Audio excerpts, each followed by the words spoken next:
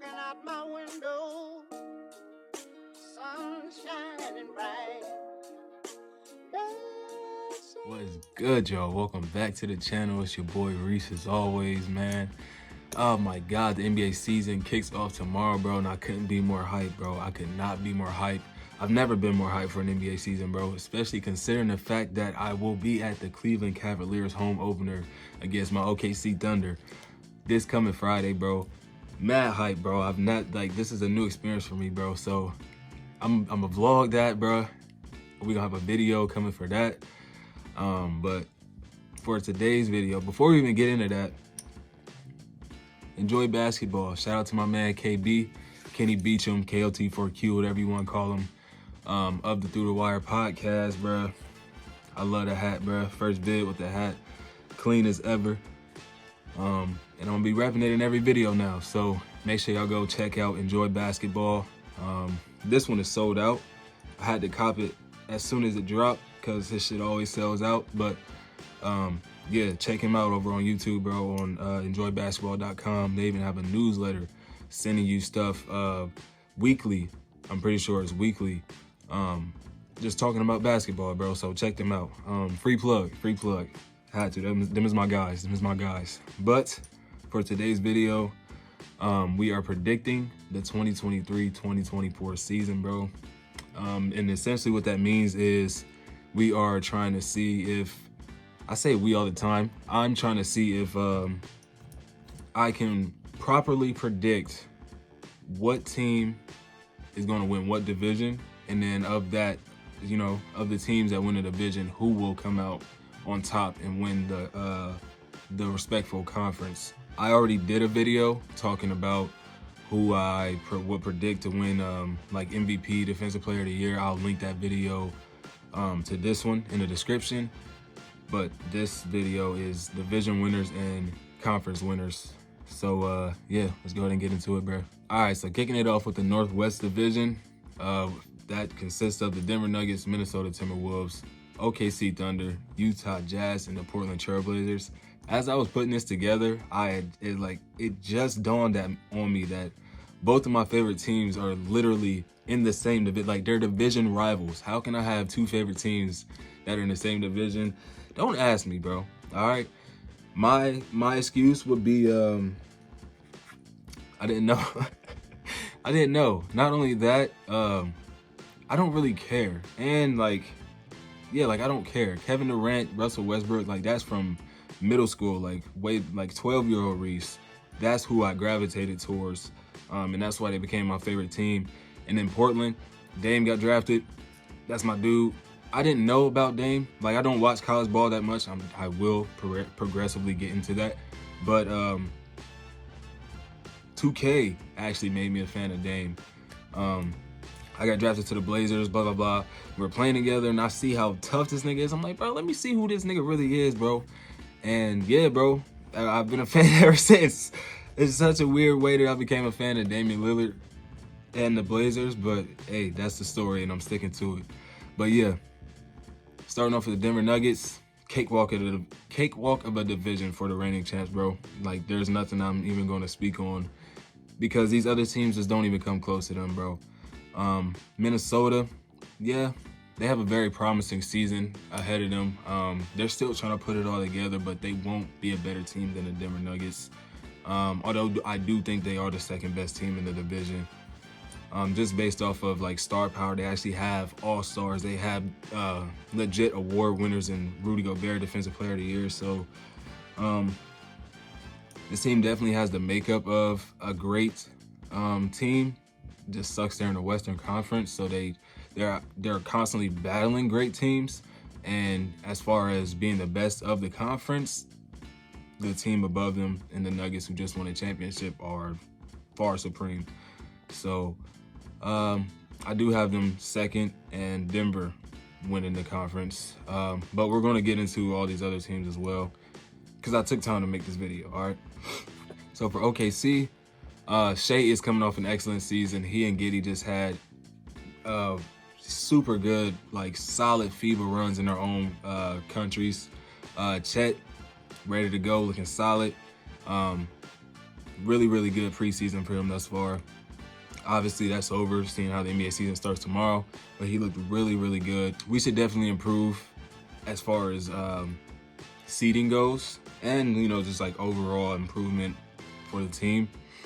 We should definitely see an improvement. But number one, winning this conference, like I said, it's going to be hard to beat Jokic and the Nuggets. So no, OKC will not be winning this one. Utah. They took the league by storm to begin last season. They basically fizzled out almost completely as time went on, and they just don't have it, bro. It's like simple and sweet. They just don't have it to be number one. And then Portland, obviously they just blew it up by trading Damian Lillard, Yusuf Nurkic, just getting rid of, the staple pieces that they've had the past, decade or whatever. So there are little to no expectations for this squad to be successful. They're a very young team. Looks very promising for them. Scoot and Anthony in their backcourt. You got Shaden being that spark plug off the bench. We hopefully get to see what DeAndre Ayton is really capable of.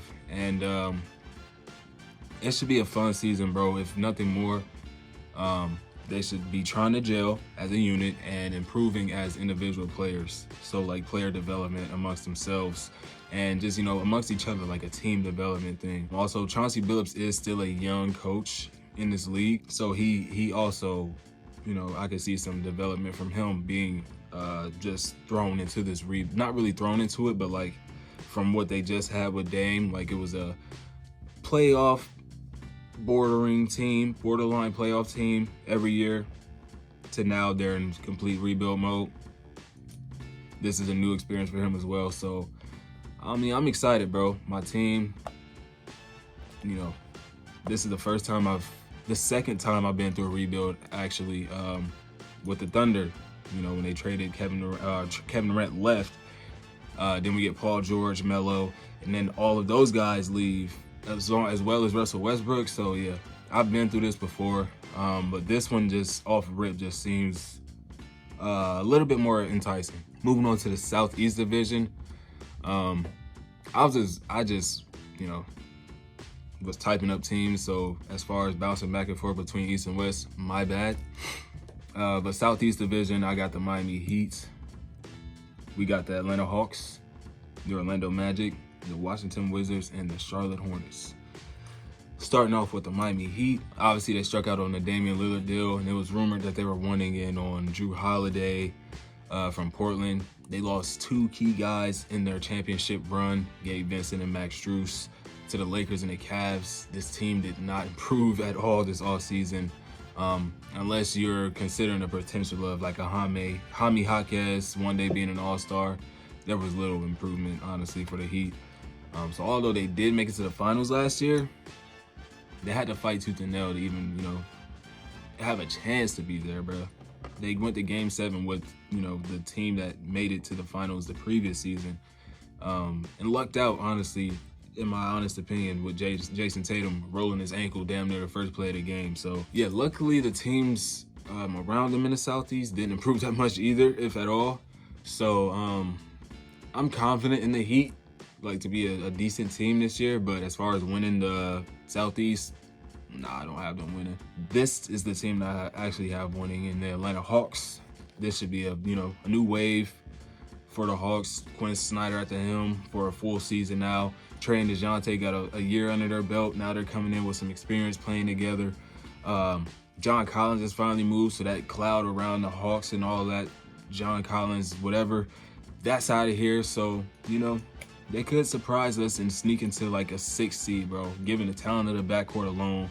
And then the defense in the front court was, I was about to say Sadiq Bey, Onyeka Okongwu, and Clint Capella. So I like this team's chances a lot to have a season similar to their conference finals run in I don't even remember what year that was, bro. Was it 2021? I'm pretty sure it was the year the Bucks won. Not saying they'll get that far, like they'll get to the conference finals, but just like as far as regular season success goes, I definitely see them having a similar season to that year. So I have them winning the Southeast this season. Moving on to Orlando, year 2 Paolo definitely should be exciting. You got Franz beside him, who's always been a steady guy. Just a very, very great complimentary player, especially for a guy like Paolo, who's basically a do-it-all kind of guy. Markel's coming off a solid bounce-back season last year. They just re-signed Cole Anthony before I clicked record to a 3-year, $39 million contract. So this should be a fun year for Orlando, but they aren't, close to a team in Miami or Atlanta as far as being ready to be a contender. So no, I don't have them being, the best team in the conference, or excuse me, the division, the Southeast Division this season. I don't know anybody that did, to be real with you. And if you did, and if you put money on that, if you win, cut me in, for sure. But you stupid nigga. The Washington Wizards are another team that just traded away staple pieces in their core, and Bradley Beal and the Kristaps Porzingis to go into rebuild mode. They have two really young champions leading this team in Jordan Poole and Kyle Kuzma. An exciting rookie in Bilal Coulibaly. Really, really high upside for him, especially on the defensive end of the ball. A steady point guard in Tyus Jones, like I've stated in numerous videos. He's led the league back-to-back seasons. I even think 3 years running in assist-to-turnover ratio. So they really have some pieces over there that make them a competitive team. Can make them a competitive team on a night-to-night basis. You got big-time vets like Gallinari and Mike Muscala, who have been around the league for some time, but they aren't even projected to make the play-in tournament. So teams like Miami, Atlanta, Orlando, they're just better at this point. But I do like the makeup of this team. Really young, really exciting. And like I said, those two champions leading the way. And the backcourt should really be fun, with Tyus being such a polished point guard, and Jordan Poole kind of being like this wild, crazy guard that just, crazy handles, you know what I'm saying? So it should definitely be fun in Washington this year. I probably might even tune into some games maybe. And then for the Charlotte Hornets, what the hell is going on over there, bro? Somebody, some organization, please save LaMelo Ball. Get him the hell out of there before his career gets wasted. That's all I got to say about Charlotte. All right. Moving over to the Atlantic Division, we got Boston, we got New York Knicks, we got the Toronto Raptors, the Brooklyn Nets, and the Philadelphia 76ers. I was trying to find another team. Yeah, obviously, we know who's going to win the division. Should I even speak on it? No, but, yeah, I'm not even going to. That's just what it is. The Boston Celtics are the favorite to win the championship. Why the hell would I not pick them to win the division? You know what I'm saying? Come on. So, Philadelphia, while I was, doing my research for this video, getting shit together, there was tweets dropping about James Harden being MIA from the team for the past few days. There was also reports that was due to his mother being sick, and if that's the case, get well soon, Mama Harden. We never want to hear nothing bad like that about, anybody for that matter, but especially someone that we really enjoy watching, or that we grew up like. James Harden is another part of the reason why the OKC Thunder are my favorite team. So I really have a soft spot for Harden, although he does, has been over the past few years complicated with teams and front offices and things of that nature. You just never want to see somebody go through something like that. So if that's the case, get well soon, Mama Harden. James, take all the time you need, bro. Hopefully, when the time comes, everything works out for y'all, and you'll be back and ready. But with all that being said, I'm confident in the Sixers whether James Harden plays or not, but they're not a better team than the Celtics, especially without James Harden. They just don't have a chance. So yeah, but they are the two. They are the second best in the conference. So I guess that's something. New York Knicks. This is a very solid team with Jalen Brunson, Julius Randle leading the way, but they're nowhere near as good as the Celtics. But you could definitely argue the case between them and the Sixers, between who's the second best team and who's the third. But yeah, not winning the division this year. Toronto Raptors, in all honesty, I just don't like the makeup of this team, bro. Real spill. I don't have much hope for them. Maybe like a 9 seed, sneak into the play-in. But as far as like real contention, real competitive, season for them, I don't really have that for them. So, they do have Pascal, borderline all-star, all-NBA level player. OG is a rising name amongst the league, but what else is there? They're not competing with Drew Holiday, Jaylen Brown, Jason Tatum, Kristaps Porzingis, Al Horford. Like, I'm not gonna mention Al Horford, but those other four, they're not competing with those guys. So, I just can't take them to be the best team in the division over the Celtics. I don't know why I keep doing this with my eyes. Brooklyn Nets. The fact that this team was able to stay afloat the way that they did and secure a playoff seed after the blow up, trading away Kevin Durant, trading away Kyrie Irving, just like a whole shift in the organization. Steve Nash got fired. Obviously, this team didn't experience that, but just the organization was just in turmoil, so to speak, at the beginning of last season. Although they were a very successful team as far as wins go, there was a lot going on behind the scenes, and that's why those two dudes aren't there anymore. But yeah, that don't get talked about enough, bro. They held their own, and I've heard a lot of people credit the team that was there before them for their success. I mean, and rightfully so. They really did the heavy lifting, but to stay afloat after everything that went on, I like this team. They practically were on the fly. Like, they had to learn how to play with new teammates on the fly. So to do that's tough. And they were able to lock in and hold steady. Does that make them a top team in the conference or even in the division? Definitely not. But I like the potential of this team, especially if we could see a resurgence for Ben Simmons. Central Division. Milwaukee Bucks, Cleveland Cavaliers, Chicago Bulls, Indiana Pacers, and Detroit Pistons. Obviously, we know who the favorite is in this division. Don't really have to speak on it that much, but I'll throw out what I wrote down, the gist of it. Obviously, like I just said, this is the favorite for a lot of people to come out of the East. Adding a guy of Damian Lillard's caliber. What's going on with my facial expressions today? Adding a guy like Damian Lillard's caliber, golly, to the team led by Giannis is, on paper, a recipe for a championship. With all their key pieces returning to the team, aside from Drew Holiday being traded, they still got Cash, they still got Bobby Portis, they still have Brook Lopez, they still have, key guys around them that still make them a competitive team. So, I like it, bro. Giannis looks like he's on a mission to, shut down the critics. Dame can finally feel like he has a fighting chance when the playoffs come, bro. So I really do like this tandem, bro. Like I just stated earlier, Dame is one of my guys, so I will be tuning into a lot of Bucks games this year. Cleveland Cavaliers. Like I said, I'm going to that game on Friday. Hype. This is a very, very fun and competitive team, bro. And they're no slouch, absolutely no slouch on the defensive end, bro. Was top 10 in defense last season. I don't know if you knew that, but they were top 10 in defense last season, maybe even top 5. I remember that from a video I did. I didn't look it up for this one. But anyway, they have Donovan Mitchell. They have Darius Garland. They have Evan Mobley on the defensive end. We just waiting on the offense to catch up. I like this team's makeup. Obviously, a home team. I got them on my wall. This team has the potential to be better than the previous year.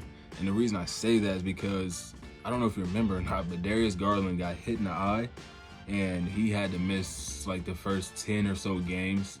So it was a lot of Donovan Mitchell, controlling the offense and doing what he wanted to do to begin the season. He didn't really have to have that acclimation period at the beginning of the season. It was Darius Garland being integrated into Donovan Mitchell's style of play with the team. So now, that they do have that experience from last season, especially with Donald dropping 71. I was at that game. Don't know if y'all remember that, but I was at that game. With everything that happened last season and a solid off season for them, they didn't do too much to, get better, but just more continuity amongst each other, I would assume would, really help this team going into the season tomorrow. Definitely can give the Bucks a run for their money as far as the number one team in the division, but I don't see it happening unless, some crazy injury happens over there. Next up, we have Chicago.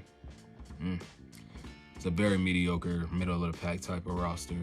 You got an aging star in DeMar DeRozan. Yeah, he's not that old. Zach LaVine. Yeah, he's not that old, but they are getting older. Zach doesn't attack the rim as often as he used to. DeMar doesn't do it nearly as much as he used to, but they can still get down a hoop, bro. Still very great at what they do. Can drop the smoothest, easiest 40 pieces you've ever seen, but that's not going to win you championships. And having a team like that based off of those two guys and, Vooch, all of them holding up so much money, there's not really much for them to do, especially with young teams on the come up in the same division like in Indiana or Detroit. The word that I keep thinking about when I think of Chicago Bulls, as far as success goes, is purgatory. They've been in like this purgatory state for like the past, decade now. So there's definitely no chance that I have this team been. I mean, like they did have a half a season in 2022 or 2021 when DeMar got there. Anyways, they did have that half a season where they were the best team, the most exciting team in the league. But injuries plagued them, and it's just been downhill from there. They lost Lonzo Ball, they've lost Alex Caruso, so they don't have that defense how they used to. So, yeah, I do have them third place in the division. Moving on, Indiana Pacers. We're going to kind of fly through the rest of these. This team has had a very fun and explosive start to last season. Slowly came to a halt after Reese got hurt. I like the makeup of this team, what they did in the draft, what they did in free agency. Bruce Brown, Obi Toppin, really, really nice guys to add to your young core to try to build something. Jarris Walker out there with Miles Turner being able to lock down. I love it. But, not to mention a sophomore season for Benedict Mathurin, who was missing his lead guard for a big chunk of last season. He should be improving as well. They're just not better than those other three teams at the moment, bro. Like I said, we flying through. Detroit Pistons, another young team, not really, really young team. They're getting their franchise player back in Cade, as well as having Monty Williams be the coach of the team for the first year. This should be a very, very integral piece to these guys' career, having a guy like Monty in their ear, in their corner. A lot of guys that are still wet behind the ears, having him at the reins will hopefully, work wonders for this organization and, what they're trying to do in the future. Moving on to the Pacific Division, Phoenix Suns, Los Angeles Lakers, Los Angeles Clippers, Golden State Warriors, and Sacramento Kings. All right, so for the Phoenix Suns, man, obviously we know what they look like. Devin Booker, Kevin Durant, Bradley Beal, very, very top-heavy team. Proven vets in like an Eric. I do that every fucking time. Even if I'm reading his name says Eric Gordon, I say Aaron. If I wrote Aaron, I say Eric. I promise I'm not dyslexic, bro. It's just so dumb, Anyways, Eric Gordon, Yusuf Nurkic, and Damian Lee. You can't forget about him, bro. He's a legit hooper, bro. They did an amazing job filling out this team around Kevin Durant and those guys. So definitely have them winning the Pacific Division, even after the great offseason that the Lakers had. I loved everything that they did as well in free agency, in the draft, but they're just not as convincing at the moment as the Phoenix Suns are. They did have a huge, swift turnaround last season following the trade deadline. They were the best team for the entire rest of the regular season, even carrying some of that momentum over into the playoffs. They made it to the Western Conference Finals. They made some really nice little smooth improvements around the edges with the roster, but they still do have a fighting chance at being number one. Phoenix is just so crazy, bro. Golden State Warriors are next. This is another team in this conference with major star power. Four guys with really respectable games in their own right in Klay Thompson, Andrew Wiggins, Draymond Green, and Chris Paul, surrounding Steph Curry. What more could you ask for, bro? A very, very lackluster season for them on the road. They were like the 4th or 5th worst road team in the NBA last season. Don't see that happening again, especially with a steady guy as far as, controlling the game on the court in Chris Paul. I don't see them falling off like that again once Steph Curry hits the bench. Obviously, they're saying Chris Paul may start this year, but I see their minutes being more staggered so they don't have such a fall off when Steph's not on the court. Los Angeles Clippers, man. Every season's up in the air with them, bro. You just gotta hope Kawhi or PG, Kawhi and PG are healthy and able to suit up every night. And, they could have a really, really decent push for a championship possibly, because they've had the makeup for the past, 4 or 5 years now. You just got to hope that they're healthy and available. And for the Sacramento Kings, they shocked the basketball world last year, winning this division. But with everyone around them, all 4 teams I literally just named improving, I don't see them, having such success once more, unless you consider, they didn't really improve that much either, unless you consider Chris Duarte or Sasha Vezenkov. I don't want to mispronounce that. I may have done it anyway. But if you consider those upgrades, I don't really consider them upgrades that much as far as, competing in the Pacific and winning that again. So, like I said, Phoenix for this division. Then last but not least, the Southwest Division. We got Memphis, Dallas, New Orleans, not New York, Houston, and San Antonio. Memphis is probably the most well-rounded team of the bunch, but they're going 25 games without Ja Morant, obviously. The other day, Steven Adams just had season-ending surgery. So, man, it's just, I like this team a lot. I really, really do. But missing Ja Morant for 25 games and missing Steven Adams, who everyone thought was, going to come back and be ready for the start of this season. We saw what just happened to Jaren and FIBA. Having him at the 5 is probably not the best idea. But the NBA is a little bit different than FIBA, a lot of it different than FIBA, so maybe it could work. But, there's another team in this conference that if they just have everything go right, they could be number 1. And that is the New Orleans Pelicans, bro. The biggest thing holding them back is health, similar to the Los Angeles Clippers. You have megastar and Zion Williamson, an all-star caliber player, all-NBA borderline, and Brandon Ingram. Trey Murphy III is missing time to start the season. You can't be a successful team in this day and age if your guys just aren't able to play. So if everything goes right, the Pelicans should be the best team in this conference. If, seeing how Ja's missing 25, Steven Adams missing 82. So David Griffin did say this is the most serious he's seen Zion about his physical health. So, that's scary. If that makes a difference, scary hours for the league, bro. Next up, the Dallas Mavericks. A question mark is on the ceiling for this team, because you want to give them the benefit of the doubt having Kyrie Irving, Luka Doncic in the backcourt. But what about players 3 through 15? Are we confident in those guys to really to make this team a real threat, a competitive threat night in and night out? I just don't see it, especially with a lot of young guys over there. They have a legit rookie center. I don't know if he'll be starting or not, but their center and Derek Lively II is a rookie. So this will be a learning curve for them. The even bigger question is, who the hell are they defending?